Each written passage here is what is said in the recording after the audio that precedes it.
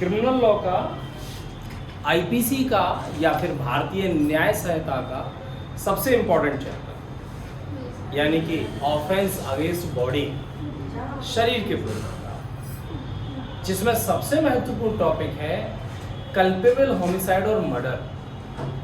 Culpable homicide और murder ये दोनों ही बड़े इंटरेस्टिंग टॉपिक हैं और यदि समझ में ना आए तो सबसे ज़्यादा डिफिकल्ट टॉपिक भी समझे जाते हैं और इसी कारण से बहुत इम्पोर्टेंट। और अधिकतर लोग, चाहे हम प्रैक्टिस की बात करें या फिर लास्ट टाइम शायद संभवतः 2022 में जो यूपीपीसीएसजे का एग्ज़ाम हुआ था उसमें मेंस में भी ये क्वेश्चन आया था। और यदि हम ट्रायल के बारे में बात करें तो मर्डर की, कल्पेबल होमिसाइड की, इसकी बहुत ज़्यादा जो एडवोकेट्स हैं फीस भी बहुत लेते हैं। तो वास्तव में होता क्या है, कब हम इसे अंतर मतलब कर सकते हैं, कब नहीं, कब ये माना जाएगा, कब नहीं माना जाएगा, कब किस स्थिति में कोई व्यक्ति दायित्वहीन होगा, तो इन पूरे चैप्टर को समझने के लिए बड़े ध्यान से इस पूरे 1-2 वीडियो को जो भी होंगे आप समझेंगे।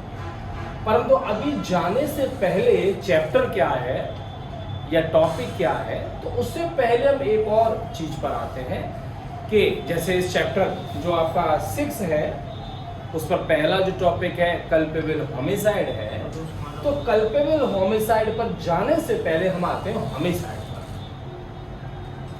आपराधिक मानव वध पर आने से पहले हम आते हैं मानव वध पर। जो होमिसाइड है, ये जो शब्द है वो होमो प्लस साइडो से बना है, अर्थात होमो मीन्स ह्यूमन, साइडो मीन्स काटना, मारना, यानी कि मानव द्वारा मानव का वध करना। Killing by a man to a human, killing by a human by a, एक मानव द्वारा दूसरे मानव को मारना, यानी कि मानव द्वारा मानव को मारना कहलाता है होमिसाइड।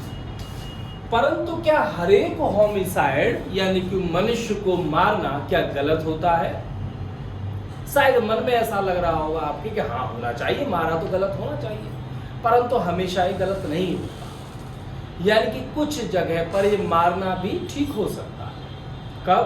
जैसे मान लीजिए मैं अपनी सुरक्षा में मार रहा हूं, आपने मेरे ऊपर गोली से मुझे मारना चाह रहे हैं तो मैं अपनी डिफेंस में आपको मार सकता हूं। या फिर किसी व्यक्ति को पनिशमेंट ही दिया गया है कैपिटल पनिशमेंट का, तो वहां पर भी उसको मारना ठीक है।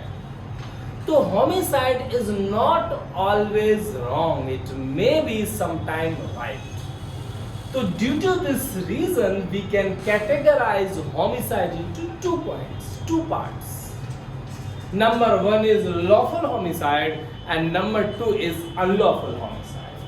यानी कि विधि विरुद्ध homicide और विधिपूर्ण homicide। जैसे वॉकर जो जूरिस्ट हुए उन्होंने कहा है कि homicide एक जेनेरिक है, टर्म है, एक जाति है, एक बड़ा रूप है, एक वृहद रूप है, इसके कई आयाम हैं, इट हैज मैनी स्पीसीज, इसकी कई प्रजातियां हो सकती हैं। जैसे कौन कौन सी हो सकती हैं?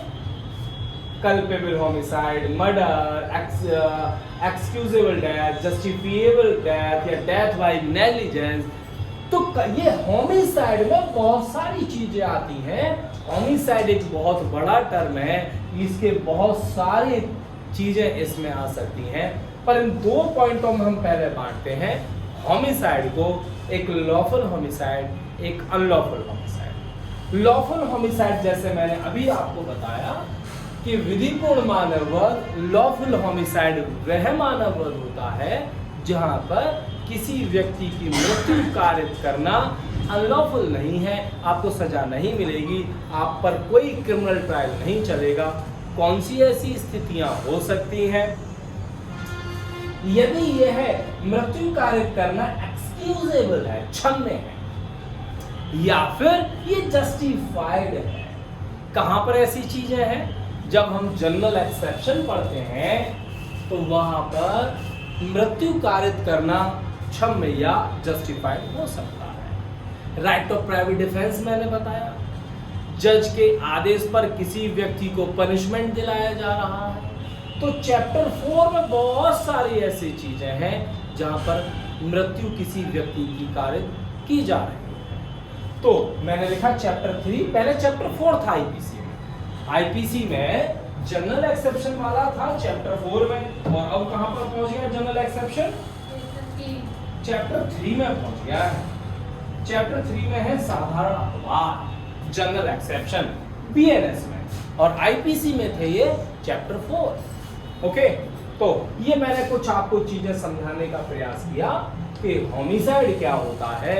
होमिसाइड, होमो प्लस साइडो, killing of a human by a human, and it have a wide term, wide concept, wide area. It include lawful homicide, unlawful homicide, और स्पेशली unlawful homicide पर जाएं जो विधि विरुद्ध मानववध है, तो यहाँ पर आते हैं। पहला है culpable homicide। culpable homicide वो वाला जो हत्या की श्रेणी में नहीं आता। होमिसाइड भी एक, culpable homicide भी बड़ा है। होमिसाइड सबसे बड़ा है, कल्पेबल होमिसाइड उससे छोटा है, और कल्पेबल होमिसाइड कुछ स्थितियों में मर्डर बन सकता है, और डेथ तो वहां भी हो सकती है जहां पर नेग्लिजेंस से मृत्यु कारित की। तो अनलॉफुल होमिसाइड में क्या क्या चीजें शामिल हो सकती हैं, जैसे कल्पेबल होमिसाइड, मर्डर और डेथ बाय नेग्लिजेंस। ये सब क्या हो गए? अनलॉफुल होमिसाइड हो गए। यहाँ पर या इस तरीके से किसी व्यक्ति की मृत्यु कारित की जाती है तो वहां पर व्यक्ति दायित्वाधीन हो सकता है। ये समझ में आए वाला पॉइंट? ओके, ये वाला इसमें कोई दिक्कत? ओके, इसके बाद हम आते हैं स्पेशली ऑफेंस अगेंस्ट बॉडी वाले चैप्टर पर। ऐसे अपराध जो मानव शरीर को प्रभावित करने वाले हैं। ये चैप्टर नंबर बीएनएस का, भारतीय न्याय संहिता का चैप्टर नंबर 16 है। चैप्टर नंबर 6 है, 6 पहले था आईपीसी में, ये आईपीसी का था चैप्टर 16, बीएनएस का है 6।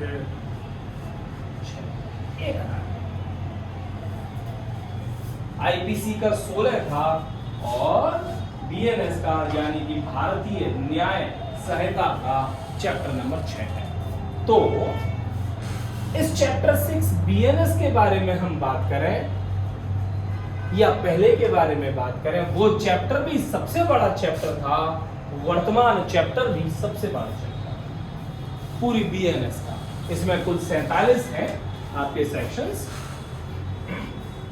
ये शुरू होता है सेक्शन 100 से लेकर 146 तक। इस पूरे चैप्टर को, ऑफेंस अगेंस्ट ह्यूमन बॉडी को, मेजर 2 पार्टों में डिवाइड कर सकते हैं। नंबर 1, जिससे लाइफ को खतरा हो, ऐसे ऑफेंस सीधी लाइफ चली जाए, सीधे प्राण के जाने के संकट हो, है ना। और दूसरा, प्राण नहीं पर बॉडी को नुकसान पहुंचाए, बॉडी को नुकसान पहुंचाए। तो चूंकि प्राण के जाने की संभावना है, लाइफ के जाने की संभावना है, इसलिए ये वाला पार्ट ज्यादा खतरनाक, सीवियर, हीनियस ऑफेंसों को समाहित किए हुए हैं, जैसे मर्डर, कल्पेबल होमिसाइड, या फिर डेथ बाय नेग्लिजेंस, या फिर अवेट कर रहे हैं मृत्यु, सुसाइड वगैरह के लिए, या फिर इनके अटेम्प्ट मर्डर के या कल्पेबल होमिसाइड के।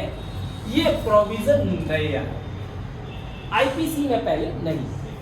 भारतीय न्याय संहिता में ऑर्गेनाइज्ड क्राइम, टेररिस्ट एक्ट ये नए आए, तो ध्यान रखें, सेक्शन जरूर ध्यान रखें, क्योंकि न्यू है इसलिए पूछे जा सकते हैं। तो ऐसे ऑफेंस जो लाइफ को प्रभावित करें, लाइफ को संकट में डालें, वो है आपके सेक्शन 100 से 113। दूसरे, ऐसे ऑफेंस जो बॉडी को प्रभावित करने वाले हैं, लाइफ जाने की संभावना